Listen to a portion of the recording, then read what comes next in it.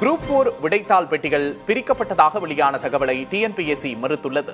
சேலத்திலிருந்து சென்னைக்கு அனுப்பப்பட்ட குரூப் 4 விடைத்தாள்கள் பாதுகாப்பில்லாமல் கட்டுகள் பிரிக்கப்பட்டதாக சமூக வலைதளங்களில் புகைப்படங்கள், வீடியோக்கள் வைரலானது. இதுகுறித்து டிஎன்பிஎஸ்சி தலைவர் எஸ்.கே. பிரபாகர் மறுப்பு தெரிவித்துள்ளார். விடைத்தாள்கள் சீல் செய்யப்பட்ட ட்ரங்க் பெட்டிகளில் மட்டுமே அனுப்பப்படுவதாகவும், வைரலான புகைப்படங்களில் இருக்கும் அட்டை பெட்டிகளில் தேர்வு தொடர்பான பிற ஆவணங்கள் தான் இருக்க வாய்ப்பிருக்கிறது என்றும் தெரிவித்தார். அட்டைப்பெட்டியில் ஆவணங்கள் பிரிக்கப்பட்ட நிகழ்வு எங்கே, எப்போது நடைபெற்றது என்பது குறித்து விசாரணை நடைபெறும் என்றும் அவர் கூறினார். நெல்லை மாவட்டம் சொரிமுத்தையனார் கோவிலில் ஆடி அமாவாசை திருவிழாவுக்காக மழையையும் பொருட்படுத்தாமல் பக்தர்கள் குவிந்து வருகின்றனர். நெல்லை மட்டுமின்றி தென்காசி, தூத்துக்குடி உள்ளிட்ட மாவட்டங்களில் இருந்து வந்த பக்தர்கள் குடிலமைத்து தங்கத் தொடங்கியுள்ளனர். சொரிமுத்தையனார், பட்டவராயன் கோவில்களுக்கு நேர்த்திக்கடன் செலுத்துவதற்காக ஆடுகளோடு பக்தர்கள் வந்துள்ளனர்.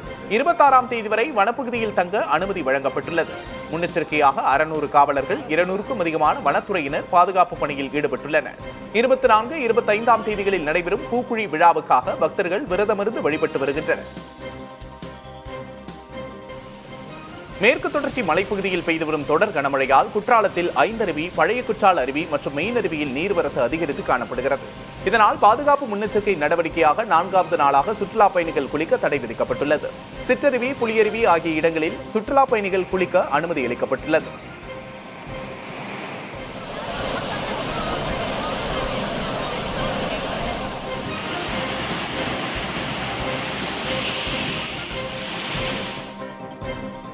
புதுக்கோட்டை மாவட்டம் கரம்பக்குடியில் தீயணைப்பு நிலையத்தை 7 கிலோமீட்டர் தொலைவுக்கு இடமாற்றம் செய்வதற்கு எதிர்ப்பு தெரிவித்து 1000க்கும் மேற்பட்ட கடைகளை அடைத்து வியாபாரிகள் போராட்டம் நடத்தி வருகின்றனர். சுமார் 25 ஆண்டுகளாக நகருக்குள் செயல்பட்டு வந்த இந்த தீயணைப்பு நிலையம் மாற்றப்பட்டால் அவசர காலங்களில் மக்களுக்கு பாதிப்பு ஏற்படும் என அப்பகுதி மக்கள் அஞ்சுகின்றனர். அனைத்து கட்சி நிர்வாகங்களும் வியாபார சங்கங்களும் இப்போராட்டத்துக்கு ஆதரவு தெரிவித்துள்ளனர். காஞ்சிபுரம் மாவட்டம் ஸ்ரீபெரும்புதூரில் தண்ணீர் பக்கெட்டில் தவறி விழுந்து 11 மாத குழந்தை உயிரிழந்த சம்பவம் சோகத்தை ஏற்படுத்தியுள்ளது. நேரு தெருவில் வசித்து வரும் சங்கர்தாஸ், கோப்புலட்சுமி தம்பதியரின் 11 மாத பெண் குழந்தை தியா வீட்டில் விளையாடிக் கொண்டிருந்தது. அப்போது பிளாஸ்டிக் பக்கெட்டில் நிரப்பப்பட்டிருந்த தண்ணீரில் தவறி விழுந்ததாக கூறப்படுகிறது. பெற்றோர் குழந்தையை மீட்டு மருத்துவமனைக்கு கொண்டு சென்ற நிலையில் வரும் வழியிலேயே குழந்தை இறந்துவிட்டதாக மருத்துவர்கள் தெரிவித்தனர். இச்சம்பவம் குறித்து ஸ்ரீபெரும்புதூர் காவல்துறையினர் விசாரித்து வருகின்றனர். திண்டுக்கல் மாவட்டம் வேடச்சந்தூர் அருகே உள்ள ரங்கமலை கணவாய் பகுதியில் மருந்து மற்றும் மாத்திரை கழிவுகளை சிலர் கொட்டிச் சென்றதால் பரபரப்பு ஏற்பட்டது. சுற்றுச்சூழல் மாசுபடுவதோடு நோய் தொற்று அபாயமும் ஏற்பட்டிருப்பதாக அப்பகுதி மக்கள் தெரிவிக்கின்றனர். மருத்துவ கழிவுகளை கொட்டியவர்கள் மீது நடவடிக்கை எடுக்கவும், இதுபோன்ற சம்பவங்கள் மீண்டும் நடக்காமல் தடுக்கவும் காவல்துறை உடனடியாக நடவடிக்கை எடுக்க வேண்டும் என்று அப்பகுதி மக்கள் கோரிக்கை விடுத்துள்ளனர். ஆடி மாத பிரதோஷத்தை முன்னிட்டு ஸ்ரீவில்லிபுத்தூர் அருகே சதுரகிரி சுந்தர மகாலிங்கம் கோவிலில் ஆயிரக்கணக்கான பக்தர்கள் மலையேறி சுவாமி தரிசனம் செய்ய குவிந்தனர். வரும் 24ஆம் தேதி ஆடி அமாவாசை திருவிழா நடைபெறவுள்ள நிலையில் பக்தர்கள் வசதிக்காக வாகன நிறுத்துமிடங்கள் அமைக்கப்பட்டுள்ளன. மலைப்பாதையில் குடிநீர் வசதி, மருத்துவ குழுக்கள், தீயணைப்பு மற்றும் பேரிடர் மீட்புப் படையினர் என 3000க்கும் மேற்பட்டோர் பாதுகாப்பு பணியில் ஈடுபட்டுள்ளனர். குற்றாலம் சாரல் திருவிழாவின் 3ஆம் நாளான இன்று ஐந்தருவி படகு குழாமில் படகு போட்டிகள் நடத்தப்பட்டன. ஆண்களுக்கும் பெண்களுக்கும் தனித்தனியே போட்டிகள் நடத்தப்பட்டன. பெண்களுக்கான போட்டியில் சென்னையைச் சேர்ந்த சந்தியா என்பவர் முதலிடம் பிடித்தார். ஆண்களுக்கான போட்டியில் கணேசன் வெற்றி பெற்றார். வரும் 27ஆம் தேதி வரை சாரல் திருவிழா நடைபெறவுள்ளது.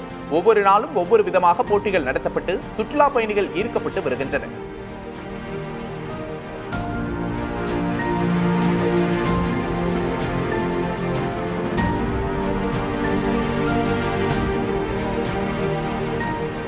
குற்றாலம்க்கு நிறைய வாட்டி வந்திருக்கேன். ஆனா இதான் ஃபர்ஸ்ட் டைம் இந்த சாரல் திருவிழால கலந்துக்கிறேன். நாங்க ஏதாச்சும் இப்படி நடந்து போயிட்டு இருக்கும் போது அவங்க கூப்பிட்டாங்க, படகு போட்டி இருக்குன்ட்டு. சரின்னு சும்மா கலந்துக்கலாம் தான் வந்தோம். ஆனா ஃபர்ஸ்ட் பிரைஸ் ஜெயிச்சோம். ரொம்ப சந்தோஷமா இருக்கு. குற்றாலம்னு பாத்தீங்கன்னா ரொம்ப அழகா இருக்கு. இங்க இயற்கை எல்லாமே ரொம்ப சூப்பரா இருக்கு. மழை பெஞ்சிட்டே இருக்கு. நல்ல சீசன். சென்னையில இருந்து அப்படியே சுட சுட இங்க வரும்போது ரொம்ப நல்லா இருக்கு. ஒரு ரொம்ப சேஞ்சா இருக்கு. நீலகிரி மாவட்டத்தில் 13 வயது சிறுமியை பாலியல் வன்கொடுமை செய்த இளைஞர் கைது செய்யப்பட்டார். விஜய் என்பவர் தண்ணீர் பிடிக்க சென்ற சிறுமியை இழுத்துச் சென்று பாலியல் வன்கொடுமை செய்ததாக புகார் அளிக்கப்பட்டுள்ளது. சத்தம் போட முயற்சித்த போது வாயை மூடி மிரட்டியதாகவும் சிறுமி தெரிவித்துள்ளார். இதனையடுத்து போக்சோ சட்டத்தின் கீழ் விஜயை காவல்துறையினர் கைது செய்தனர். காஞ்சிபுரம் மாவட்டம் பாலுசெட்டி சத்திரம் பஜார் பகுதியில் தாறுமாறாக ஓடிய லாரி சாலையோரம் நிறுத்தப்பட்டிருந்த இருசக்கர வாகனங்கள் மற்றும் கார்களை இடித்து தள்ளியது. அப்போது அவ்வழியாக சென்ற காவலாளி ஈஸ்வரன் மீது லாரி மோதியதில் நிகழ்விடத்திலேயே அவர் உயிரிழந்தார். மேலும் 4 பேர் படுகாயமடைந்தனர். ஆத்திரமடைந்த பொதுமக்கள் வட மாநிலத்தைச் சேர்ந்த லாரி ஓட்டுநரை சிறைபிடித்து காவல் நிலையத்தில் ஒப்படைத்தனர். சென்னை ஆலந்தூர் ஜிஎஸ்டி சாலையில் உள்ள ஒரு தனியார் விடுதியில் மகளை கொன்று தந்தையும் தற்கொலைக்கு முயன்ற சம்பவம் அதிர்ச்சியை ஏற்படுத்தியுள்ளது. அயனாவரத்தைச் சேர்ந்த சதீஷ் என்பவர் தனது 8 வயது மகள் ஸ்டெஃபியுடன் தனியார் விடுதியில் தங்கியிருந்தார். இந்நிலையில் மகளின் கழுத்தை அறுத்து கொலை செய்துவிட்டு சதீஷ் தானும் கழுத்தை அறுத்து தற்கொலைக்கு முயற்சித்துள்ளார். பரங்கிமலை காவல்துறையினர் சம்பவ இடத்துக்கு விரைந்து வந்து சிறுமியின் உடலை கைப்பற்றி தந்தையை மருத்துவமனைக்கு அனுப்பி வைத்தனர். கணவன் மனைவி இடையே ஏற்பட்ட தகராறே இந்த விபரீத முடிவுக்கு காரணம் என்று முதற்கட்ட விசாரணையில் தெரியவந்துள்ளது.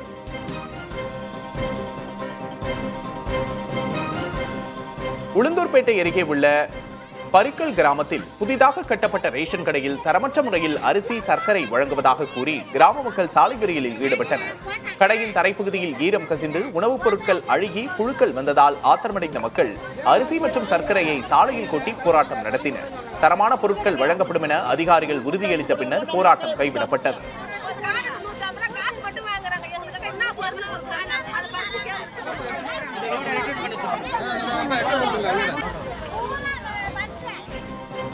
நாமக்கல் மாவட்டத்தில் கிட்னி விற்பனை செய்யப்பட்ட விவகாரம் தொடர்பாக சிறப்பு புலனாய்வு குழுவினர் ஆவணங்களை சரிபார்க்கும் பணியை தொடங்கியுள்ளனர்.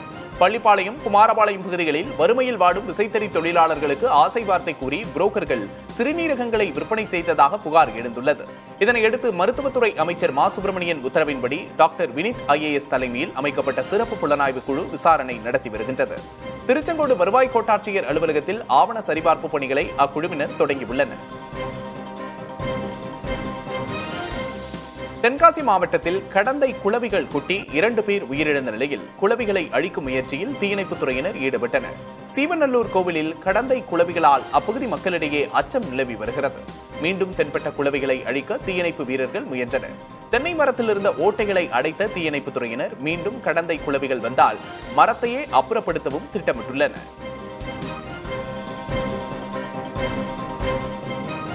மதுரை மாவட்டம் திருமங்கலம் அருகே உள்ள வில்லூர் கிராமத்தில் கூலி தொழிலாளியை அடித்து கொலை செய்து தரத்தரவென இழுத்து தெருவில் போட்டுச் சென்ற சம்பவம் அதிர்ச்சியை ஏற்படுத்தியுள்ளது. கூலி தொழிலாளி சிவா என்பவர் வீட்டை விட்டு சென்ற நிலையில் செட்டியார் தெருவில் ரத்த வெள்ளத்தில் சடலமாக மீட்கப்பட்டார். முதற்கட்ட விசாரணையில் செல்லப்பாண்டி என்பவரது வீட்டில் சிவா உட்பட 3 பேர் மது அருந்திய போது ஏற்பட்ட தகராறில் அடித்துக் கொல்லப்பட்டிருக்கலாம் என்று கூறப்படுகிறது. இது தொடர்பாக இருவரை பிடித்து காவல்துறையினர் விசாரித்து வருகின்றனர். நாமக்கல் மாவட்டம் திருச்செங்கோடு அருகே வீட்டு வளாகத்தில் அமர்ந்திருந்தவர் மீது கார் மோதியதில் அவர் உயிரிழந்தார். ஊஞ்சனை பேருந்து நிறுத்தம் அருகில் கொல்லிமலைக்கு சென்று திரும்பிய கார் நிலை தடுமாறி விபத்துக்குள்ளானது. ஓட்டுநரின் கட்டுப்பாட்டை இழந்த கார் சாலையோரத்தில் இருந்த இருசக்கர வாகனங்களை இடித்துக் கொண்டு வீட்டின் சுற்றுச்சுவரை உடைத்துக் கொண்டு வளாகத்திற்குள் பாய்ந்தது. வீட்டு வாயிலில் நாற்காலியில் அமர்ந்திருந்த முருகேசன் என்பவர் நிகழ்விடத்திலேயே உயிரிழந்தார். 2 பேர் காயமடைந்தனர். விசாரணையில் கார் ஓட்டுநர் தூங்கியதால் விபத்து ஏற்பட்டதாக தகவல் வெளியாகியுள்ளது. ராமேஸ்வரத்தில் சுற்றுலாவை மேம்படுத்த விமான நிலையம் அமைப்பதற்காக 5 இடங்கள் தேர்வு செய்யப்பட்டுள்ளது. சுற்றுலா பயணிகளின் வசதிக்காக ராமேஸ்வரத்தில் விமான நிலையம் அமைக்கப்படும் என்று அமைச்சர் தங்கம் தென்னரசு சில மாதங்களுக்கு முன்பு கூறினார். இச்சூழலில் ராமநாதபுரம் மாவட்ட உட்கட்டமைப்பையும் சுற்றுலாத்துறையையும் மேம்படுத்தும் வகையில் விமான நிலையத்திற்காக தமிழக அரசு 5 இடங்களை தேர்வு செய்துள்ளது. அந்த இடங்களில் விமான நிலைய ஆணையம் ஆய்வு செய்து இறுதி முடிவெடுக்கும். தமிழக அரசு கலை அறிவியல் கல்லூரிகளில் கூடுதலாக 15,000 மாணவர்களை சேர்க்கும் வகையில் 2ஆம் சுழற்சி என்னும் ஷிப்ட் 2 தொடங்க அனுமதி அளிக்கப்பட்டுள்ளது. இதன் மூலம் 15,354 மாணவர்கள் கூடுதலாக சேர்வர் என்று எதிர்பார்க்கப்படுகிறது. புதிதாக தொடங்கும் 49 பாடப்பிரிவுகளுக்காக 1,524 கௌரவ விரிவுரையாளர்களை நியமிக்க அரசு அனுமதித்துள்ளது. முதற்கட்டமாக 574 விரிவுரையாளர் பணியிடங்களை நிரப்ப கல்லூரி கல்வி இயக்குநரகம் அறிவிப்பை வெளியிட்டுள்ளது. ஆர்வமுள்ளவர்கள் ஆகஸ்ட் 4ஆம் தேதிக்குள் இணையதளம் வாயிலாக விண்ணப்பிக்கலாம்.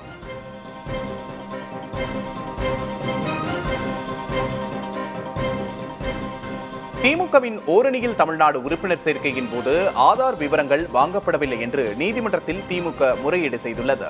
ஆதார் விவரங்கள் அல்லது ஓடிபி பெற திமுகவுக்கு தடை விதித்த மதுரை உயர்நீதிமன்ற அமர்வில் திமுக சார்பில் மூத்த வழக்கறிஞர் வில்சன் அவசர முறையீடு செய்தார். பொதுமக்களின் ஆதார் விவரங்கள் எதுவும் வாங்கப்படவில்லை என்றும் தேர்தல் ஆணைய வாக்காளர் பட்டியல் அடிப்படையிலேயே உறுப்பினர்கள் சேர்க்கப்படுவதாகவும் அவர் தெரிவித்தார்.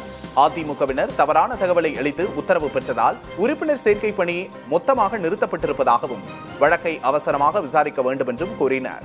நீதிபதிகள் இடையீட்டு மனுவாக தாக்கல் செய்தால் நாளை விசாரணைக்கு எடுப்பதாக தெரிவித்தனர்.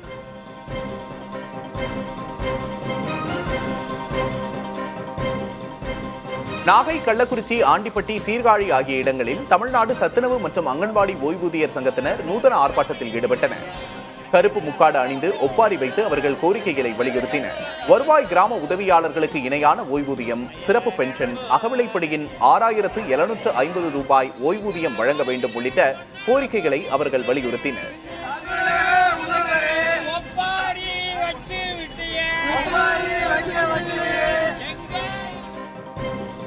கோவை மத்துவராயபுரம் ஊராட்சிக்குட்பட்ட காருண்யா நகர், ஈடன் கார்டன், ஆர்எம்ஆர் கார்டன் போன்ற குடியிருப்பு பகுதிகளில் காட்டுப்பன்றிகளின் நடமாட்டம் அதிகரித்து வருகிறது.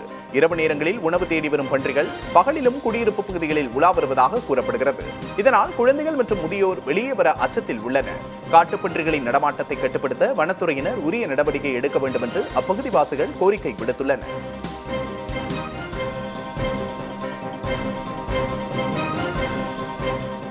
புதுக்கோட்டை மாவட்டம் அன்னவாசல் அருகே இளைஞரின் மரணத்தில் மர்மம் இருப்பதாக கூறி உறவினர்கள் போராட்டத்தில் ஈடுபட்டனர். ஆரியூர் கிராமத்தைச் சேர்ந்த பட்டியலின இளைஞர் தமிழ்ச்செல்வன் வேறு சமூகத்தைச் சேர்ந்த பெண்ணை காதலித்ததாக கூறப்படுகிறது.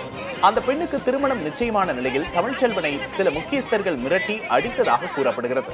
பின்னர் வயலில் தூக்கிட்ட நிலையில் தமிழ்ச்செல்வன் சடலமாக மீட்கப்பட்ட நிலையில் உறவினர்கள் காவல் நிலையத்தில் புகார் அளித்து போராட்டம் செய்தனர்.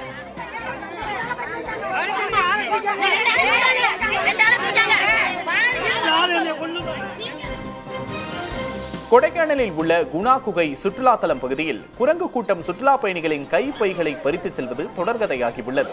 அண்மையில் மரத்தில் அமர்ந்து கொண்டு 500 ரூபாய் நோட்டுகளை குரங்கு பறக்கவிட்ட காட்சிகள் வைரலானது. இதேபோல பலமுறை சுற்றுலா பயணிகள் தங்கள் கைப்பைகளை இழந்திருப்பதாக புகார் எழுந்துள்ளது. கைப்பையுடன் செல்ல வேண்டாம் என்று வனத்துறையினர் அறிவுறுத்தினாலும் பலர் கைப்பையோடு செல்வதால் இந்த நிலை தொடர்வதாக கூறப்படுகிறது. இதனால் சுற்றுலா பயணிகளின் உடைமைகளுக்கு பாதுகாப்பு வழங்க கோரிக்கை எழுந்திருக்கிறது.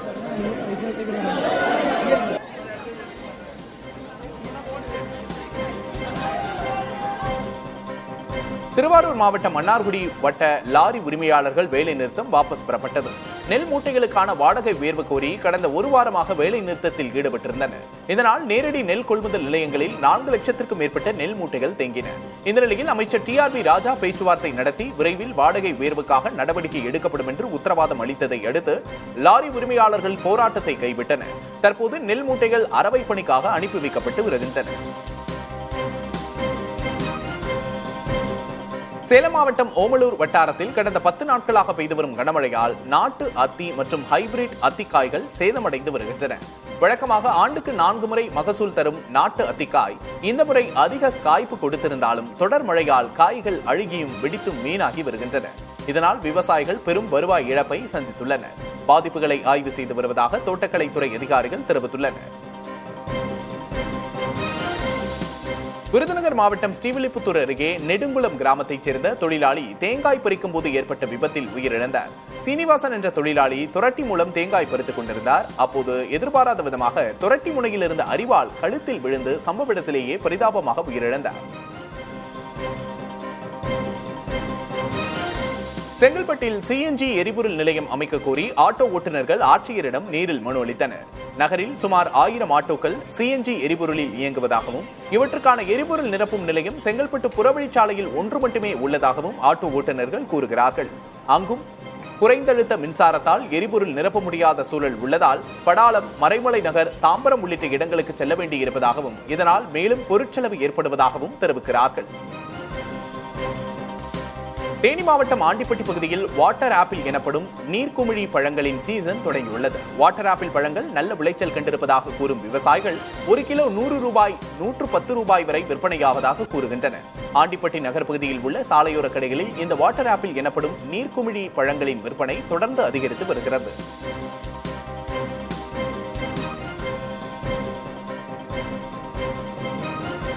நாகை மாவட்டம் வேதாரண்யம் அருகே 9,000 ஏக்கரில் நடைபெற்று வரும் உப்பு உற்பத்தி கடந்த ஒரு வாரமாக வெப்பத்தின் தாக்கம் குறைந்து காற்று வீசுவதால் பாதிக்கப்பட்டுள்ளது. கடந்த 2 மாதங்களாக வெப்பம் அதிகரித்ததால் உற்பத்தி சிறப்பாக நடைபெற்று வந்தது. தற்போது உற்பத்தி குறைந்திருப்பதால் இந்த ஆண்டு இலக்கை அடைய முடியுமா என்ற சந்தேகம் எழுந்துள்ளது. மழை சேதத்தை தவிர்க்க உற்பத்தி செய்யப்பட்ட உப்பை பிளாஸ்டிக் பாய்களில் மூடியுள்ளனர். தற்போது 1 டன் உப்பு 2,000 ரூபாய்க்கு விற்பனையாவதால் உற்பத்தியாளர்கள் தெரிவிக்கின்றனர்.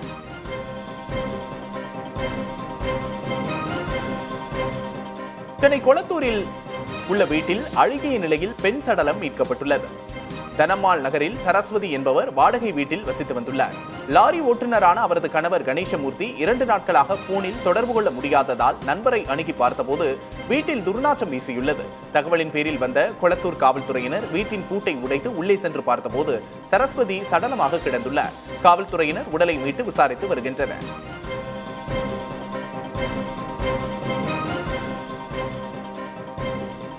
நீலகிரி மாவட்டம் பந்தலூர் அருகே அம்மன்காவு அரசு தேயிலை தோட்ட தொழிலாளர் குடியிருப்பில் காட்டு யானை தாக்கி மூதாட்டி உயிரிழந்தார். காட்டு யானைகளை வனப்பகுதிக்குள் விரட்ட வேண்டும், அகழிகள் வெட்ட வேண்டும் உள்ளிட்ட கோரிக்கைகளை வலியுறுத்தி கொளப்பள்ளியில் தொழிலாளர்கள் பணிக்கு செல்லாமல் போராட்டத்தில் ஈடுபட்டனர். உடலை வாங்க மறுத்து போராட்டத்தில் ஈடுபட்ட தொழிலாளர்களிடம் அதிகாரிகள் பேச்சுவார்த்தை நடத்தி போராட்டத்தை கைவிடச் செய்தனர்.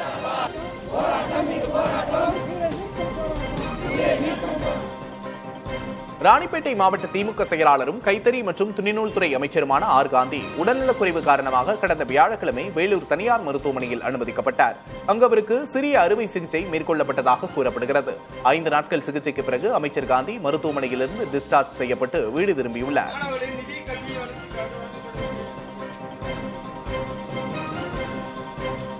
திருநெல்வேலி மாவட்டம் கல்லிடைக்குறிச்சி அருகே உள்ள தெற்கு பாப்பான்குளம் மற்றும் மயிலாடும்பாறை கிராமங்களுக்கு முறையான பேருந்து வசதி இல்லாததை கண்டித்து பள்ளி மாணவர்கள் சாலை மறியல் போராட்டத்தில் ஈடுபட்டனர். சரியான நேரத்தில் பேருந்து கிடைக்காததால் ஆத்திரமடைந்த மாணவர்கள் திடீரென்று போராட்டத்தில் குதித்தனர். காவல்துறையினரின் பேச்சுவார்த்தைக்கு பிறகு மாணவர்கள் கலைந்து சென்றனர்.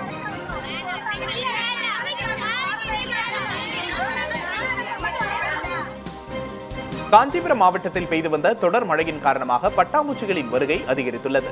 காலநிலை மாற்றம் காரணமாக பட்டாம்பூச்சிகளின் எண்ணிக்கை குறைந்து வரும் நிலையில் காஞ்சிபுரம் சுற்றுவட்டார நீர்நிலை பகுதிகளின் ஓரங்களில் பல வண்ண பட்டாம்பூச்சிகள் கூட்டம் கூட்டமாக குவிய தொடங்கியுள்ளன. இது காண்போரின் கண்களை வெகுவாக கவர்ந்து வருகிறது. திருப்பத்தூர் மாவட்டம் மானியம்பாடியில் ராட்சத பாறை உருண்டு வீதியில் விழுந்ததால் பரபரப்பு ஏற்பட்டது. மில்லத் நகரில் கனமழையின் காரணமாக ராட்சத பாறை ஒன்று மலைக்குன்றிலிருந்து வீதியில் உருண்டு விழுந்தது. 1500க்கும் மேற்பட்ட குடும்பங்கள் வசிக்கும் இப்பகுதியில் இந்த சம்பவம் பெரும் பரபரப்பை ஏற்படுத்தியுள்ளது. இந்நிலையில் மானியம்பாடி வட்டாட்சியர் சுதாகர் தலைமையிலான வருவாய்த்துறையினர் மற்றும் மானியம்பாடி நகராட்சி துறையினர் பாறையை அகற்றினர்.